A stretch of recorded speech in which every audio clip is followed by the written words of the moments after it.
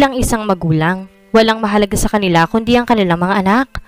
Hindi matatawaran naging sakripisyo nila maitaguyod lamang at maibigay ang mga pangangailangan ng mga ito. Handa nilang gawin ang lahat para masigurado ang kanilang kaligtasan at ang kanilang buhay kahit pa ang kapalit nito ay mawalay sila sa kanilang anak. Si Claudia Mendez ay nag-a-apply bilang sekretarya ni Zephyr Contero sa dalawang dahilan. Una ay gusto niyang mabawi ang kumpanya ng kanyang yumaong ina at pangalawa ay upang makita ang isa sa kambal niyang anak.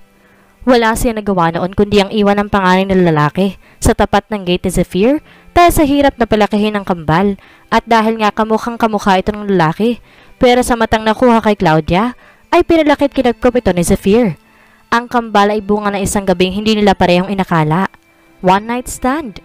Ano kaya ang mangyayari kapag nalaman ni Zephyr na ang kanya palang sekretarya ay ang babaeng matagal na niyang hinahanap?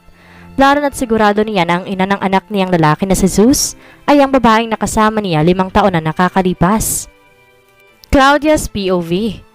Nagising ako na makaramdam ako ng pagkaihi. Tatayo na sana ako tag-unat muna sa higaan nang biglang may masanggi ako at yun ay gumalaw. Nakaramdam ako ng mayroong pumulupot sa tiyan ko na kamay at ito ay mainit. Agad akong natauhan at napatingin sa katabi ko, ngunit napapikit nang muli kong maramdaman ang sakit ng ulo. Ano ba ang nangyari? Pilit kong inaalala ang nangyari hanggang sa magulat ako nang bumalik iyon lahat. Oh my God! Mahina akong sabit agad napatingin sa aking tabi.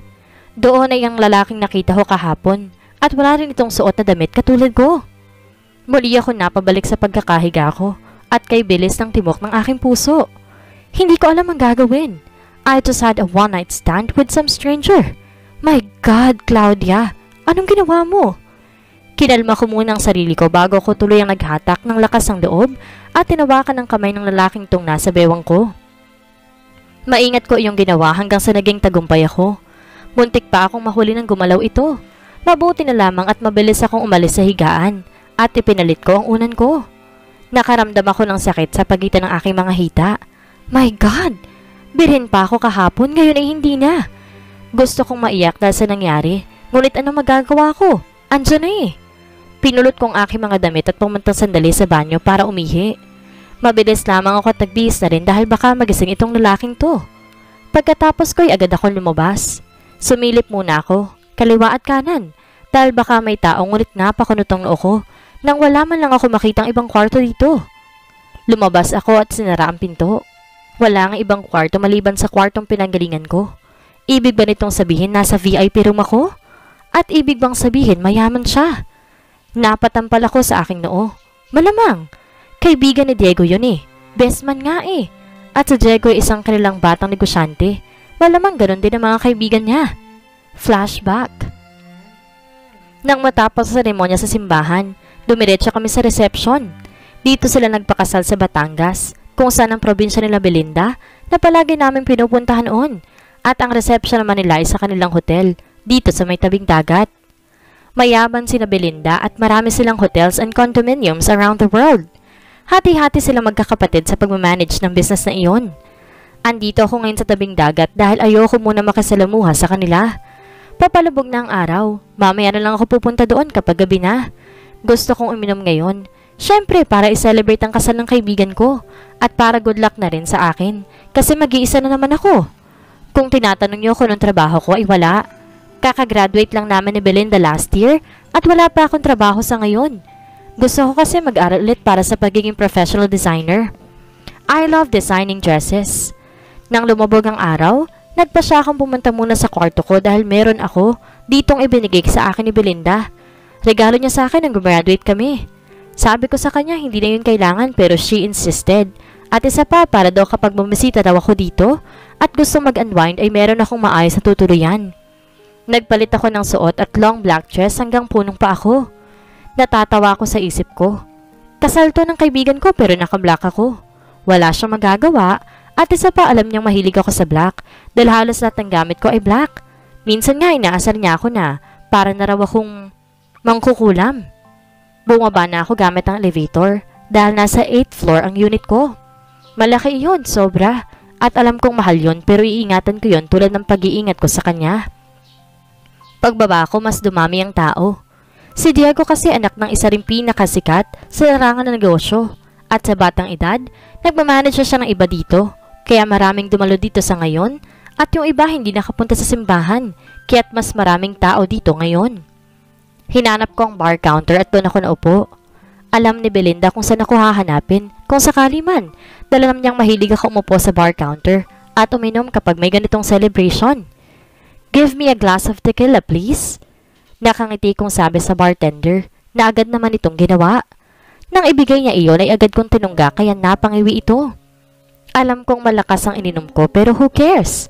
Kilala ako ng mga tauhan na Belinda dahil kapag pinupunta namin ang hotel sila, pinapakilala niya akong isa sa mga boss. Ewan ko dun. Nangingi pa ako ng panibago hanggang sa makailang baso na ako at nakaramdam na rin ako ng hilo. Claudia!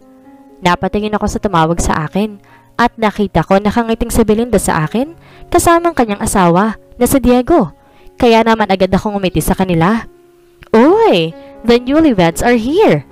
Masaya kong sabi na makapunta sila sa gawi ko. Lasing ka na, Claudia! Nakasimangot na sabi ni Belinda sa akin na ikinailing ko naman. Hindi no, nagsa-celebrate ako dito noon, di ba? Sabi ko at tinanong pa yung bartender. Ma'am, nakalima na po siya. Narinig ko ang pagsingap ni Belinda dahil sa sinabi ng bartender. Love, sa tingin ko kailangan na magpahinga ni Claudia. Sabi ni Diego na kinatango naman ni Belinda. Halika na Claudia, ipapahatid kita sa kwarto mo. Sabi nito at hinawakan ang braso ko pero agad ko yung inalis. No, kailangan natin mag-celebrate. Kasal mo to ngayon eh. Kasal ng kaibigan ko. Kasal ng kapatid ko. Sabi ko at muling tinungga ang baso. Natahimik si Belinda dahil sa sinabi ko. Nanghingi pa ako ng isang baso at di pa sana ako bibigyan. Ngunit nagpumilit ako. Itinaas ko ang baso sa harapan nilang dalawa. Para sa inyong dalawa. Sobrang saya ko para sa inyo. Sobra. Pero alam mo Belinda, nalulungkot din ako eh kasi this time ako naman yung mawawalan ng kasama. Pero ayos lang. Kasi alam kong sasaya ka na talaga kaya hindi ko ipagkakait sa'yo yun. Tinungga ko ang baso at nilagay iyon sa lamesa pagkatapos. Humarap ako kay Belinda at nakita kong umiiyak ito. Oh, bakit ka naiiyak dyan? Hindi ba't sabi ko sa'yo, enjoyin mo lang ang araw na to? Tumayo ako at lumapit sa kanya. Muntik pa ako ma-out of balance pero kaya ko pa naman. Hinawakan ko ang labi niya at kinurba ko ito. Nang pangiti. Yan, mas okay yan. Ngumiti ka Belinda. I'm so happy for you. Be happy, okay? Sabi ko at niyakap ko siya. Naramdaman ko na yumugyug na ang balikat niya. Kaya pati ako hindi na napigilang umiyak. Claudia! Tumagal kami sa pag-iyak ng halos 3 minuto na magpa siya akong bumitaw na. Tama ng iyakan. Sira na makeup natin. Pagkasabi ko nun, humarap ako kay Diego. Bago ako magsalita, pinunasan ko muna ang luha ko. Hoy, ikaw Diego, kapag pinaiyak mo tong kapatid ko, ako makakalaban mo maliwanag? Huwag kang mag-alala, Claudia. Ako nang bahala sa kaibigan mo. Hindi ko siya paiiyakin. Napangiti ako tumango dito. Siya sige, maiwan ko na kayo. Aakit na ako't lasing na ako eh. Enjoy your night, newlyweds. Pagkasabi ko nun, agad akong umalis sa lugar na yon. Pag-ewang-gewang man ang aking lakad ay kaya ko pa naman. Hindi muna ako dumiretso sa taas dahil sa dagat ako dumiretso. Pagkadating ko doon, agad ako napaupo sa buhanginan at umiyak sa aking tuhod. Masaya ako para kay Belinda. Yun ang totoo. Pero mas lamang kalungkutan sa akin. Alam kong andyan lang si Belinda palagi pero iba na kasi ngayon. May asawa na siya. Hindi naman pwede na basta-basta na lang ako pumunta sa kanila mag-asawa. O kaya hindi siya pwede magtagal ng ilang araw dahil may asawa na siya. Umiyak lamang ako ng umiyak hanggang sa makaramdam ako ng kaginhawaan sa katawan. Why are you crying? Napalingon ako sa likuran ko na mayroong magsalita.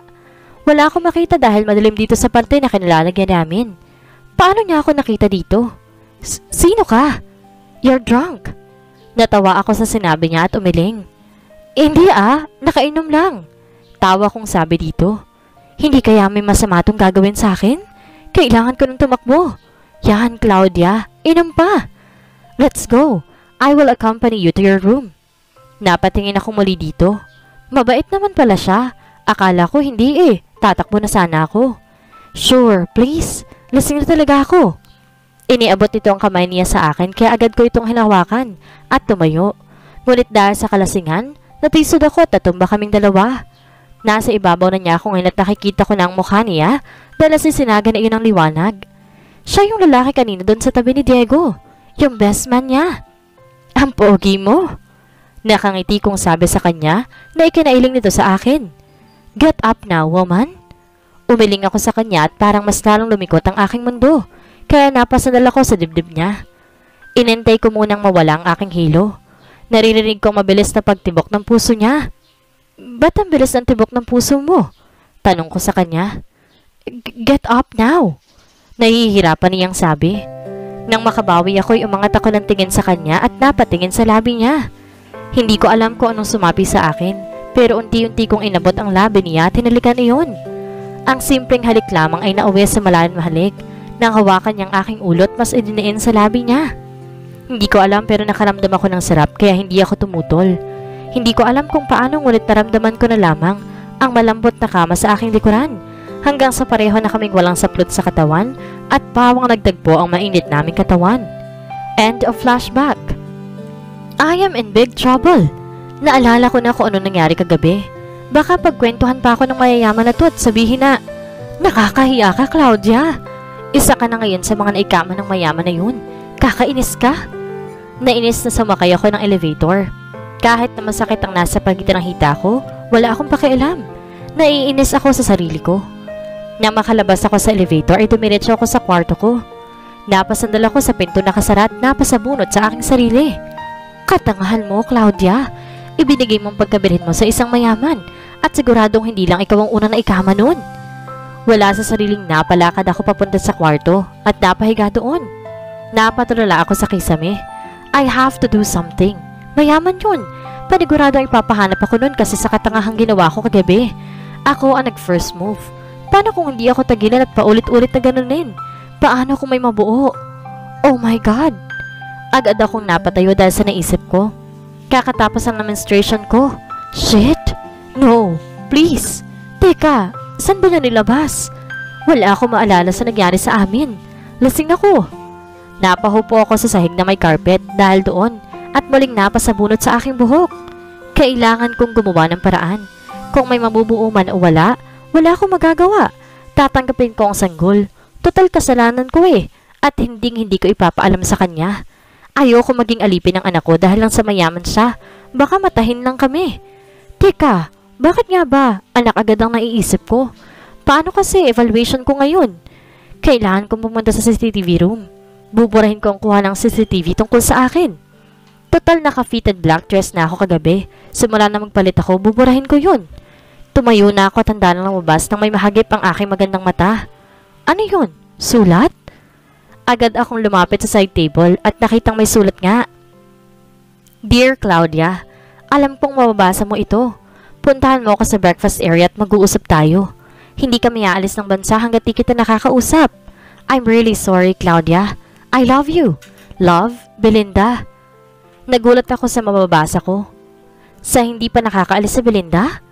Kagabi dapat ang flight nila papuntang Paris dahil doon ang honeymoon nila. Naku, yung babaeng yun. At ba't siya nagsusorry at gusto pa akong kausapin? Oh my God! Napatakip ako sa aking bibig sa pagkabigla. Naalala ko na yun nangyari bago ako pumunta sa bisig ng lalaking yun. Nasabi ko kay Belinda na nalulungkot ako. Ano ka ba naman, Claudia? Agad ako nagbihis ng panibagong damit dahil hindi ako pwedeng rumampa. Lumakad-lakad na nakadress na, no? Mahirap na. Baka gising na yung lalaking yun eh. Pero syempre, bago ako dumiretso sa breakfast area, dumiretso muna ako ng CCTV room. Total kilala ko ng mga tauhan ni Belinda ay hindi na ako mahihirapan pa. Kuya, napatingin sa akin yung guard kaya agad itong tumayo at nagbigay galang sa akin. Miss Claudia, kayo po pala. Tumango ako sa kanya at pumasok ako sa loob. Kuya, may utos po sana ako sa inyo. Pakisabi naman po sa isang housekeeper na pakilinis ang kwarto ko. Iintayin po kita dito at ako muna po ang bantay. Madumi na kasi. Lasing ako kagabi. Napasok ka? Napatawa pa siya sa sinabi ko at agad na tumango at pumayag sa gusto ko. Nang makalabas ito'y agad kong kinalikot ang computer. Mabuti na lang madali ako matuto sa lahat ng bagay kaya boom! Deleted! Nakangisi kong sabi at pinagpagpa ang aking kamay. Napatingin ako sa isang solong CCTV sa itaas ng VIP room. Shit! Nakita kaya ako ni Manong na lumabas doon? Sana hindi. Nakakahiya. Napadako din ang mata ko sa breakfast area. Andoon nga sa Belinda. Kasama niya si Diego. Kanina pa kaya siya? Naku, Miss Claudia, okay na po. Agad ako napatingin kay Kuya. Kuya, kanina pa ba si Belinda dyan? Nakatingin si Kuyang Manong sa tinuro ko sa kanya. Naku, oho, Miss Claudia. Kabubukas pa lang ng breakfast area, andyan na si Ma'am Belinda. Napangiwi ako dahil sa sinabi niya sa akin. Sigurado nag-aalala si Belinda dahil sa sinabi ko sa kanya kagabi. Baka umatras pa yun sa honeymoon nila. Sige po, salamat po. Umalis na ako doon at agad dumiretso sa breakfast area. Nang makapasok ako, nakita ko agad si Belinda, ngulit wala na doon si Diego. Agad ako lumapit dito. Belinda. Agad siyang napatingin sa akin at tumayo at niyakap ako. Naramdaman ko ang pagigug na naman ng balikat niya. Mukha siyang problemado kanina nung inaantay niya ako. Claudia, I'm sorry. I'm sorry. Tahan na, Belinda. Ano ka ba? Ayos lang yun. Sabi ko habang tinatapik ang likod niya. Hinayaan ko na lang muna siyang umiyak sa aking bisig. Hanggang ilang minuto pa bago siya tuluyang kumalma. Mabuti naman. Okay ka na? Nakangiti kong tanong sa kanya na ikinatango naman ito. Mugto na ang mata niya at pulang-pulang kanyang ilong. Maganda si Belinda. Mahabang buhok niya na color black na may brown at mahakapal ang kilay. Mahaba din ang kanyang pilikmata at manipis ang kanyang labi. In short, perfect. Upo na tayo, Belinda. Sabi ko sa kanya at naupo kami.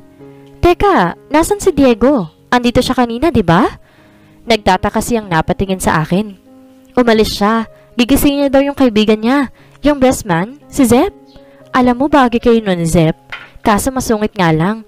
Pero alam ko, kaya mong paamuhin yun. Sa ganda mo ba naman? Parang mabilis at tumibok ang aking puso nang marinig ko ang pangalan ng lalaki. Zep? Yun ang pangalan niya? At ano daw? Gigisingin siya ni Diego. Hindi kaya isama niyo yun dito? Hindi. Uy, ayos ka lang ba? Bigla kang nabalis at pinagpawisan. Air conditioning naman dito ah. Agad akong tumingin kay Belinda dahil sa sinabi niya. Hindi mo kasi naiintindihan, Belinda. Teka, paano mo nga pala nalaman na nandito si Diego kanina? Natigilan ako sa sinabi niya. Nakakunot na ngayon ang noo niya dahil doon. Habang ako hindi ko alam kung anong sasabihin ko. Ano kasi? Naku, hayaan mo na nga. Gusto ko mag-sorry, Claudia, kasi iniwanan kita. Parang bigla ako nakalimutan ng kaba ko nang marinig ang sinabi niya. Napabuntong hininga ako sa kanya. Ano ka ba, Belinda? Wala yun. Sorry din kung nasabi ko sa iyo yun kagabi. Lasing lang ako at nalulungkot, oo. Pero hindi ka naman yung dahilan para hindi ka maging masaya. Kung saan ka masaya, doon ako, Belinda. Mahal na mahal kita. Kapatid na kita eh. Napangiti siya sa sinabi ko at kita kong naluluhan na naman siya. Hep? Awat na sa iyak, okay? Be happy please, Belinda. Huwag mo akong alalahanin. Kayang-kaya kong sarili ko. Nakangiti kong sabi na ikinabuntong hininga naman niya sa akin. Sure ka? Sure na sure. Nakangiti kong sabi sa kanya na ikinangiti niya rin naman. Good. Now let's eat. Waiter. Nataranta ako agad dahil sa sinabi niya at pinigilan siya. No! Stop! Napatingin ako sa paligid na parang may hinahanap na ewan. Uy, ayos ka lang ba? Bakit ayaw mo pa bang kumain? Napatingin ako kay Belinda dahil doon at napabuntong hininga. Hindi ko alam kung paano ko ito sasabihin sa kanya, pero kailangan niyang malaman dahil silang dalawa ni Diego ang nakakita sa akin kagabi na suot ang damit na iyon. Claudia, ayos ka lang ba? Natahimik ka. Muli akong tumingin kay Belinda at napangalumbaba sa lamesa at napasabunot sa buhok ko. Hoy, anong ginagawa mo? Belinda, kinakabahan kong sabi at patingin-tingin sa paligid. OMG, wag mong sabihing nakapatay ka dito. Mahinang sabi niya sa akin, agad kong kanatingin sa kanya at pinanlakihan siya ng mata. Hindi no, hindi ako ganong tao. Kung gusto ko mong pumatay, ikaw ang uunahin ko. Sabi ko na kinatawa naman niya. Hilig niya talaga na asarin ako. Kainis. Joke lang, ito naman. So ano nga yun? Huminga ulit ako ng malalim. At pinaglaruan ko ang daliri ko. Alam ko na to. May nagawa ka na namang malino. Ano yun, Claudia? Seryosong sabi niya sa akin kasi nung last time na may gawa akong mali, mantik ko lang namang masunog ang kusina nila. Hindi pa ako marunong magluto nun eh. Ay, I had a one-night stand. Halos bulong ko na lang nasabi sa kanya, ngunit sapat na upang marinig niya. Narinig kong pagsinghap niya at napatingin ako sa kanya. Nakatakip na ang kamay niya sa bibig niya dahil sa pagkabigla. At yung lalaki ay yung kaibigan ni Diego, yung best man niya, si Zep. OMG! Nawapikit ako dahil sa pagkabigla ni Belinda. Alam kong papagalitan niya ako dahil sa katangahang ginawa ko. OMG! Nauna ka pa makipag-honeymoon, ikasal ko kahapon. Napakunot ang aking noo dahil sa sinabi niya at agad na napatingin dito na tumatawa. Seryoso kasi, Belinda. Inis kong sabi na kinatawa niyang muli.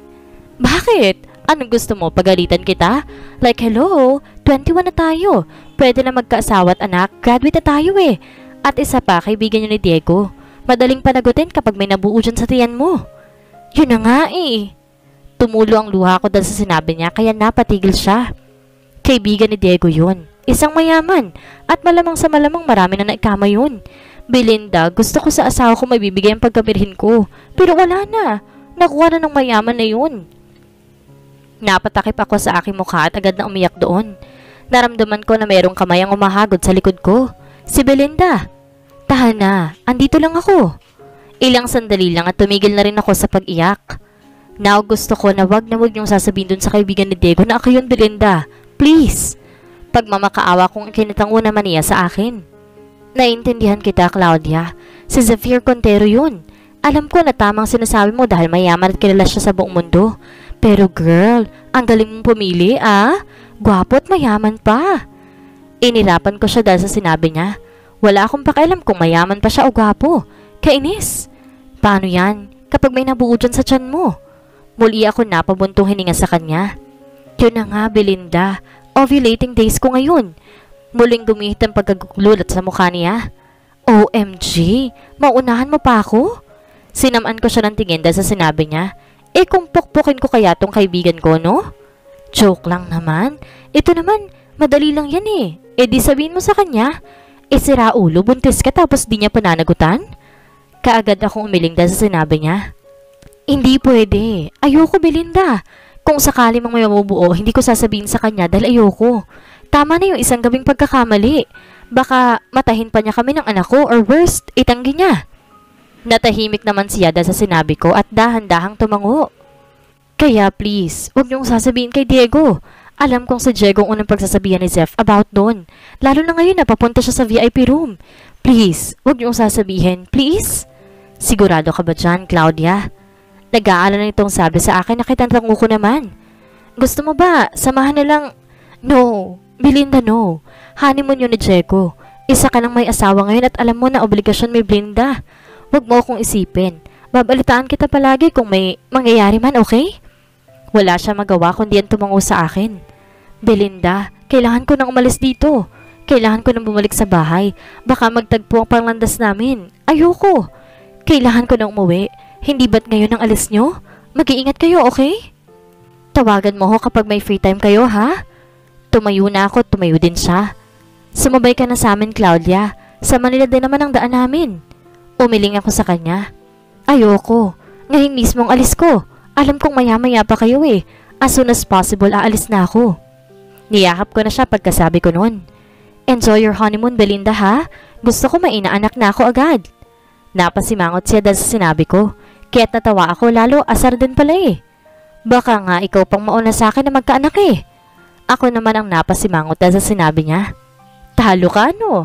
Akala mo maaasar ako? Tumigil ka nga. Sige na, aalis na ako. Mag-iingat kayo ha? Papahati na lang ako sa isang car nyo dito. Ngumiti siya sa akin at niyakap akong muli. Yes, please Claudia. By the way, thank you and sorry at the same time. Humiwalay ako sa yakap namin at hinawakan siya sa pisngi. Kung saan ka masaya, masaya na rin ako. Zep! Nagising si Zephyr dahil sa ingay na nagmumula sa labas. Napaungot pa siya dahil sa sakit ng ulo. Pero agad ding napangiti ng maalala nangyari kagabi. Isang gabing hindi niya makakalimutan. Agad siyang humarap sa kinalalagyan ng babae at yayakapin sana ito, ngunit napahinto siya nang wala siyang makapa doon. Kaagad nagising ang diwa niya at tiningnan kung tamang pagkakakapa niya. Shit! Agad siyang napatayo doon at tiningnan sa paligid ng babae. Kaagad siyang tumayo at pinulot ang damit niya upang mabihis. Muli siyang napamura na makitang wala doon ang damit ng babae. No! Shit! Where are you?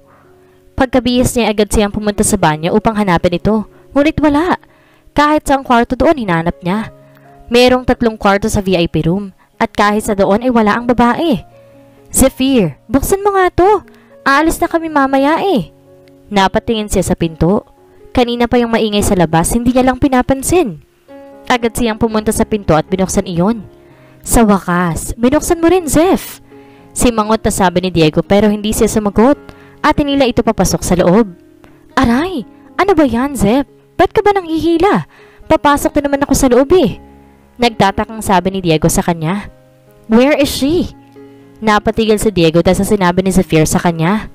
Siya si Zephyr Quintero, ang CEO ng pinakang sikat na company sa buong mundo. Isang heartless CEO. Anong where is she ang sinasabi mo dyan? Kunot noon niyang sabi dito. Huwag mong sabihin ng asawa kung tinutukoy mo. Shut up! Not her! The last girl last night. The girl that I bring here. The girl that... Napahinto si Zephyr sa pagsasalita dahil na-realize niya ang sasabihin niya. The girl that? Nagdala ka ng babae kasama mo? And you even slept with her? May nangyari sa inyo? Tinitigan siya ni Zephyr sa mga mata at tumango ito. Wow! Congrats, Zephyr! Hindi ka na virgin. Who is the lucky girl? She is missing. Plain na sabi ni Zephyr dito. What? Bakit mo hinayaan? Kilala kita, Zep. Hindi ka basta-basta magsasama ng babae sa kwarto mo o sa isang lugar kung hindi mo siya gusto o mahal. Pero bakit mo pinakawalan? Frustrated na sabi ni Diego sa kanya. Wala na siya sa tabi ko. Nakita ni Diego ang natatakot at nag-aalala mukha ni Zephyr sa mukha nito. You love her. Napatingin si Zephyr kay Diego dahil sa sinabi nito. What are you saying? Sabi ko, mahal mo siya. Ngayon lang kita nakitaan ng kahit anong emosyon, Zeph. Bukod sa mga magulang mo. Mahal mo yung babae, Zeph. Sa bagay, siya ang kauna-unahang babaeng naikama mo. Sumama ang tipla ni Zephyr dahil sa huli nitong sinabi. Alam mo, ikaw, virgin boy ka. Hindi ganun kadaling magka-baby. Hindi porket sa loob mo pinutok ay may resulta. Grabe, na-virginize ka lang, akala mo talaga. Handa akong panagutan siya, Diego, at sigurado ako magkakaanak kami. Nainis si Zep dahil sa pagtawa ni Diego kaya nasapak niya ito. Aray ko, Zep. Ano ba? Nagsasabi lang ako ng totoo. Sigaw ni Diego sa kanya. Then I am saying the truth too. Sabi niya sa akin kagwes, she's ovulating. Kaya hindi ko na pinalagpas ang pagkakataon, Diego. Natigilan si Diego at agad na tumayo. Proud na nakatingin sa kaibigan. Wow! Nice one, tol. Akalain mo yun? Malakas lahi ninyo, Zephyr. Alam ko magkakaroon yun. Sa ngayon, kailangan natin siyang mahanap. Napabuntong hininga si Zephyr dahil sa sinabi ni Diego sa kanya. You're right. So, ano itsura niya ba? I don't know. What? Paanong I don't know? Eh may nangyari nga sa inyo. Gulat na sabi ni Diego dito. I don't know. I did not see her face. Damn it. Muling hindi makapaniwalang napatingin si Diego dito. You are really doomed, man. Nawawala yung babae ngayon. Malamang natakot sa'yo at umalis sa dito. Kahit ba damit niya, hindi mo man lang alam? Muling umiling si Zephyr. I don't know either. Madilim at lasing ako. Hindi ko napansin nung paakit kami dito. Kunot noong sabi ni Zephyr. You're stupid, you know? Para natin siya mahahanap ngayon yan. Hindi nakasagot si Zeph dahil sa sinabi nito. Alam mo, mamaya na nga yan. Kumain na muna tayo at sigurado akong kasama ni Belinda yung kaibigan niya. Sabi nito at naglakad na palabas kaya sumunod si Zephyr. Whose friend? The bridesmaid? Yeah, don't tell me siya yun. Gulat na sabi ni Diego dito na ikinakabit balikat nito. No, maybe yes. I don't know either. Sagot nito sa kanya. Alam mo, ang tanga mo talaga. Paano kung mabuntis mo nga? Hindi nag-iingat, basta pinababayaan yung babae. Shut up kung ayaw mo lang mamatay. Napailing na lang si Diego at mababa na sila. Pagkarating doon, nakita niyang si Belinda na lamang andoon. Oh, nasan si Claudia? Sabi ni Diego at hinalikan ng asawa. Love, umalis na si Claudia. Nagmamadali. Uuwi na daw siya. Emergency. Sabi nitong patingin-tingin kay Zephyr. Kinalman niya ang sarili dahil baka mahalata siya. Oh, bakit nakasimango tong si Zep? Tawang sabi niya habang nakaupo na sila. Nako, yung magaling kong kaibigan. May nakasamang babae kaso nawawala. Ayun, hinahanap niya. Kinabahan si Belinda dahil sa sinabi ng asawa. Alam niyang si Claudia iyon. Nakita na ba? Hindi pa nga eh. Kahit itsura o damit, hindi niya alam. Paano mahahanap yun? Sabi ni Diego na umiiling pa. Habang si Belinda ay napaisip sa sinabi nito. Ibig sabihin walang alam kahit ang asawa niya. Ngunit nagulat sila nang tumayo si Zephyr. Oy, saan ang punta mo, man? CCTV. Plain na sabi ni Zephyr na mas ikinakaba ni Belinda. Hindi niya alam ang gagawin. Hinahanap si Claudia ngunit wala. Wala siyang nagawa kundi ang sumunod sa CCTV room. Show me the CCTV footage last night. Agad na utos si Zephyr na kinagulat ng guard. Pero na makita si Belindang tumango, agad na itong ipinakita. Ngunit nagtaka sila ng putol iyon. What? Bakit kulang? Takang sabi ni Diego. Hindi ko po alam, sir. Sabi ng gwardya. This morning's footage. Seryosong sabi ni Zephyr ngunit wala pa rin. Ibig sabihin, binura ni Claudia? Grabe, ang talino talaga ng babaeng yun. Bulong ni Belinda. Damn, what is wrong with your CCTV? Galit na sabi ni Zephyr at napasabunot sa buhok. Kitang-kita ang pagka-frustrated sa kanyang mukha. Hindi alam kung paano hahanapin ang babae. Samantalang si Belinda naman ay nakahinga ng maluwag. Hindi na niya kailangan pang sabihin sa asawa dahil wala ding alam ito. Mananatiling sekreto ang lahat. Ano ang gagawin ni Zephyr para mahanap ang babaeng naka one night stand niya? Mabuo kaya ang isang gabing pinagsaluhan nila? Ano ang gagawin ni Claudia para mataguan ang binata? Yan ang ating aalamin sa susunod nating kabanata.